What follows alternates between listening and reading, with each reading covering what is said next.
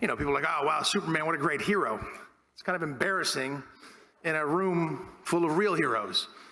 So thank you all for your service. That was actor Dean Cain speaking to veterans and their families at an event honoring their sacrifice to this country. From one superhero to thousands of others. He's here with us this Veterans Day weekend. One of our favorites here on Fox and Friends, Dean Cain. Dean, great to see you. The man never ages. No.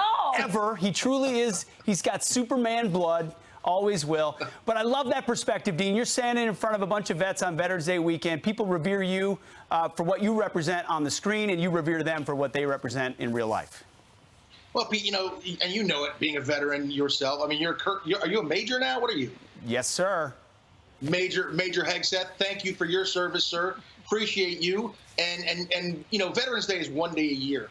But literally, as far as I'm concerned, Veterans Day should be every single day of the year, because these veterans, you guys fighting for our freedoms that we enjoy, people take it for granted, and I find that insane. So my appreciation for our men and women in uniform is incredible. Now, my son attends this university. It's High Point University in North Carolina. It is amazing. This event had over 1,500 veterans and their families. We had a bald eagle come flying through. Great speaker. Red was a great speaker, wounded in Afghanistan. Just unbelievable. Just a big thank you to men and women of the military, and it doesn't happen enough. This school has American flags everywhere you turn, not just on Veterans Day, but all the time. They've got a huge American flag. Dean, whoa. This is a university, High Point, that's holding this kind of celebration? Well, that's the thing, is anywhere else you go, and so often we see it, here on Fox and Friends and elsewhere, you'll see people talking about, oh, America's terrible and it's an awful country. It's the greatest country in the history of the world. And we're not perfect by any means. But the president of this university, Nito Cobain, will say exactly that. He's an immigrant himself. He is the embodiment of the American dream. And he says this is a God, family, and country school. And like I said, there's a huge American flag, and underneath the flag is God, family, country, and High Point University. And it's all made from steel from the Twin Towers of 9/11. So, I mean, they're patriotic through and through. Absolutely. And what was, if you would, just share a small preview of what do you say to that group at a Veterans Day celebration? Your son's in the audience. What's a part of your message?